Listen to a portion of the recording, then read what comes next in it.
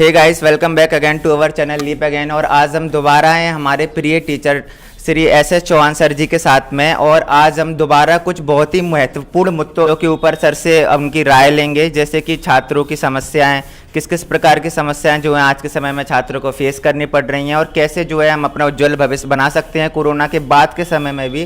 तो सर हम चाहेंगे कि आप अपनी राय जो है हमारे सब युवा पीढ़ी को दें। Thank you very much.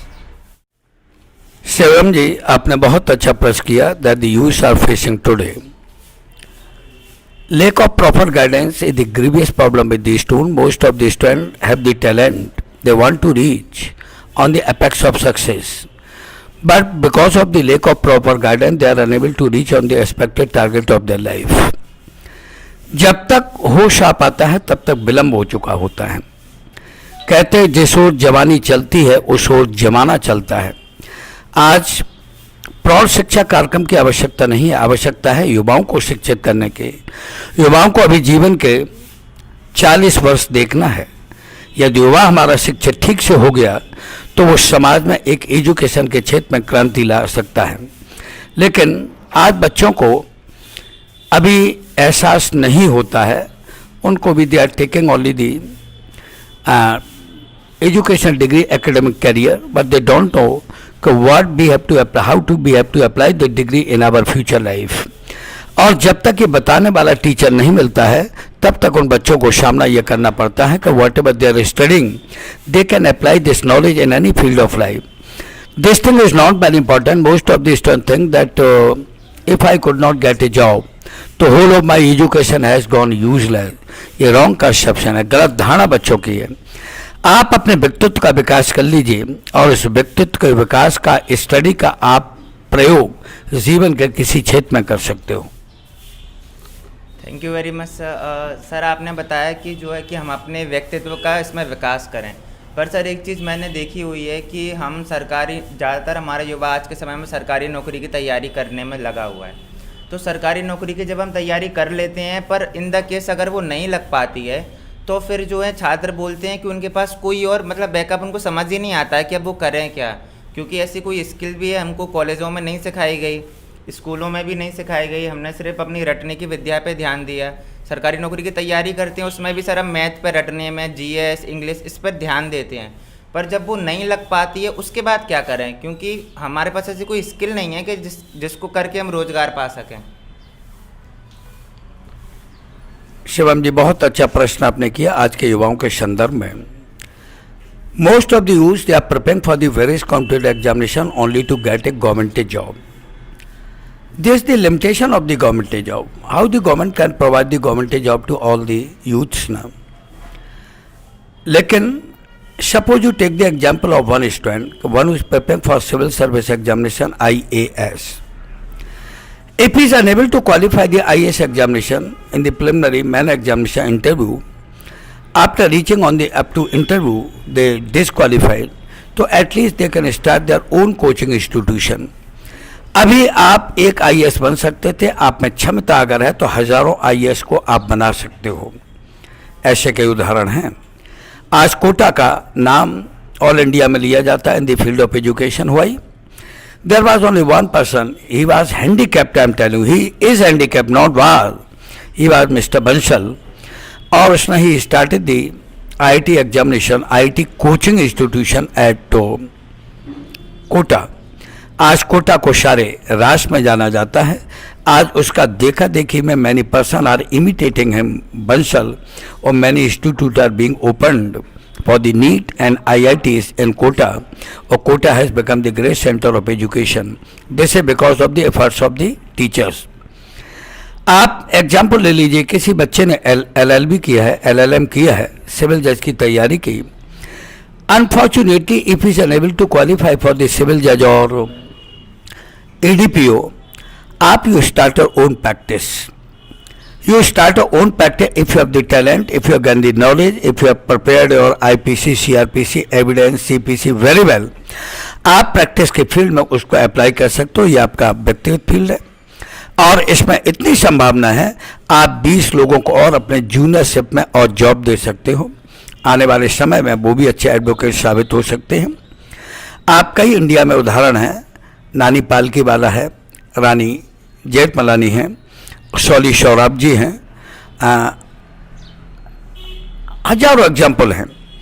They also prepare for the civil जज, they prepare for the municipal magistrate examination. Unfortunately, when they could not qualify any competitive examination, तो started the practice. Now they are the leading advocate of India. इनकी income को पैसों में नहीं आंका जाता है, इनकी इनकम को पॉपुलैरिटी के ग्राफ से देखा जाता है. How much they are popular for the nation, their way of living is very standard. Most of the person are going to him to take the seek advice, legal advice. ये कम है क्या? आप बच्चों और दूसरा उदाहरण देखिएगा मेडिकल के फील्ड में. Suppose those student who are preparing for the medical examination, if they are unable to qualify for the medical examination, they are unable to qualify for PMT and NEET examination, तो so what, you can start the coaching and you can give the coaching to the student, और they can qualify, और they will make your name immortal. Name of teacher become immortal. Shivam ji, teacher is not only teacher also social reformer. He can bring the reforms in the society, he can bring a revolution in the field of education. लेकिन आज बात यह है, हमें इस बात कहने में कोई हिचक नहीं है कि most of the teachers are not discharging their duty honestly. They are running behind money. Their sole purpose is to earn money. Your purpose must be there that we have to make a student capable to face the challenges of life. Life is full of challenges, and all the walks of life there are challenges, but you will have to be prepared yourself that how to face all the challenges of life, how to give the new direction to the coming generation. आज ये problem है कि जिनको धरती पर नहीं है चलने का शऊर, उनकी जिद है कि हम आसमां लेंगे. They don't want to learn how to move on the earth, but they want to fly in the sky. होना क्या चाहिए कि first of all we should make our capable. After being yourself capable, you can apply your knowledge in any field of life, or they will come, but success will kiss your feet. Thank you very much sir, आपने बहुत beautiful तरीके से बताया. तो sir की बातों से यहाँ पर दो चीज़ें मैं ऑब्जर्व कर सकता हूँ कि सर ने बताया कि अगर आप किसी एंट्रेंस एग्ज़ाम या कॉम्पिटिटिव एग्ज़ाम की तैयारी कर रहे हो, इनकेस अगर वो नहीं हो पाए तो आप कोचिंग क्लास या फिर अपनी एजुकेशन का इस्तेमाल उसमें कर सकते हो. और सेकंड सर आपने बताया कि टीचर कितना इम्पोर्टेंट है हमारे लिए. तो ठीक है सर, ये चीज़ें तो हम समझते हैं, पर हम एक चीज़ और देखते हैं, जैसे कि अगर मैं मान लो नीट की तैयारी कर रहा हूँ या कोटा में रह के तैयारी कर रहा हूँ, तो अब मेरे माता पिता ने बहुत पैसा लगा दिया है मेरे ऊपर, क्योंकि एक तो पहले ही उन्होंने अपनी मेहनत की कमाई मेरे ऊपर लगाई हुई है, तो उनकी एक्सेप्टेशन ये है कि मैं उसको पास कर ही दूंगा. जब हमारे पास ये प्रेशर होता है कि नहीं, हमारे मम्मी पापा ने भी इसमें पैसा इतना ज़्यादा लगाया हुआ है, हम उसमें टाइम भी देते हैं इतना ज़्यादा, उसके बाद भी इनकेस अगर वो नहीं हो पाता है, तो वो जो झटका जिसको बोलते हैं या फिर जो फेलियर जिसको बोलते हैं, उसकी वजह से सर मोस्टली लोग सुसाइड कर लेते हैं. और इंडिया में बताया जाता है हर घंटे कई सैकड़ों छात्र जो हैं सुसाइड कर रहे हैं. तो सर वो उस फेलियर में, सर आपने भी 2 बार IAS का एग्ज़ाम 3 बार दिया और आप भी इंटरव्यू में आके फेल तक हो पाए, तो उस फेलियर को सर कैसे सहन करें और उसमें से कैसे निकला जाए प्रैक्टिकली और अपनी लाइफ में आगे बढ़ा जाए. Very good. Really, you have asked a very relevant question according to the requirement of time. Most of the students, those who are not able to qualify any competitive examination, they commit suicide. Suicide is not the solution of any problem. It's a heinous act. आपको जब जन्म आपने नहीं लिया है, जन्म देना भगवान का काम होता है, तो जीवन लेने का भी आपको अधिकार नहीं है. क्यों? Our failure only establishes this, that our efforts for success were not strong enough.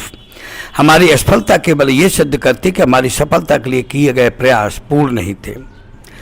आप मत कहो आकाश में कोहरा घना है, ये किसी की व्यक्तिगत आलोचना है. और सूर हमने भी नहीं देखा, सो वैसे क्या करोगे सूर का क्या देखना है. और हर सड़क पर इस कदर कीचड़ बिछी है, हर किसी का पांव घुटने तक सना है, और रक्त वर्षों से नसों में खोलता है. वो आप कहते हैं छड़क उत्तेजना है, छड़क उत्तेजना नहीं होना चाहिए, परिवर्तन की लहर होना चाहिए. If you are capable, if you have studied, you have done full justice with your education, so you can apply this knowledge any field of life. Society is not the solution of this problem. बच्चों, कहा गया है कि हो गई है पीर, दर्द हो गया, हो गई है पीर, पर्वत सी पिघलनी चाहिए और इस हिमालय से कोई गंगा निकलनी चाहिए। आज यह दीवार पर्दों की तरह हिलने लगी और शर्त लेकिन थी कि यह बुनियाद हिलनी चाहिए और हर नगर, हर शहर, हर गली, हर गांव से हाथ लहराते हुए हर लाश चलनी चाहिए। और मेरे सीने में नहीं तो तेरे सीने में सही है कहीं भी आग तो वो आग जलनी चाहिए। आप क्या हीन भावना से ग्रसित हो रहे हो? हम भगवान के we are the best creation of the God. आप you do the full justice with your life. हम अच्छे बनाए समाज बुरा कहे ये अच्छा है, बजाय इसके हम बुरे बनाए समाज अच्छा कहे। हमको अपने ज्ञान के साथ, पेरेंट्स के साथ, अपने समाज के साथ, राष्ट्र की भी हमारी जिम्मेदारियां हैं, उनके साथ पूरा पूरा न्याय करना चाहिए। लाइफ एक जीवन कहाँ है कि तू जिंदा है तो जिंदगी की जीत में यकीन कर, तू जिंदा है तो जिंदगी की जीत में यकीन करो। अगर कहीं है स्वर्ग तो उतार ला जमीन पर। ये गम के और 4 दिन, सितम के और 4 दिन, ये दिन भी जाएंगे गुजर जब गुजर गए 1000 दिन, और कभी तो आएगी हमारे चमन पर बाहर की नजर। तू जिंदा है तो जिंदगी की जीत में यकीन कर। आप नहीं जानते हो कि हमारा लक्ष्य किस दिशा में कहाँ इंतजार कर रहा है। प्रारब्ध को हम नहीं जानते हैं कि what is written in my प्रारब्ध। प्रारब्ध क्या है? पूर्व जन्म के संचित कर्मों की निधि का नाम ही प्रारब्ध होता है। आप जो कुछ आपने पूर्व जन्म में किया होगा उसकी आज फसल आदमी काटता है। आज आप जो नहीं न्याय कर रहे हो या अन्याय कर रहे हो या न्याय कर रहे हो, इसके आपको जो प्रारब्ध बनेगा अगले जीवन के लिए वो कीजिएगा। बच्चों, हम कभी भी निराश नहीं होना चाहिए। क्यों? हर असफलता हमें कुछ ना कुछ सबक सिखाती है। हम कहते हैं कि आकाश में छेद नहीं होता, लेकिन एक पत्थर तो तबीयत से उछालो यारो। Thank you very much sir, आपने बहुत मोटिवेशन दिया हमारे सभी व्यूअर्स को और मुझे भी। तो हम बहुत बहुत धन्यवाद करते हैं सर का, और हम आशा करते हैं कि इसी प्रकार सर हैं हमारे लिए मोटिवेशन देते रहेंगे।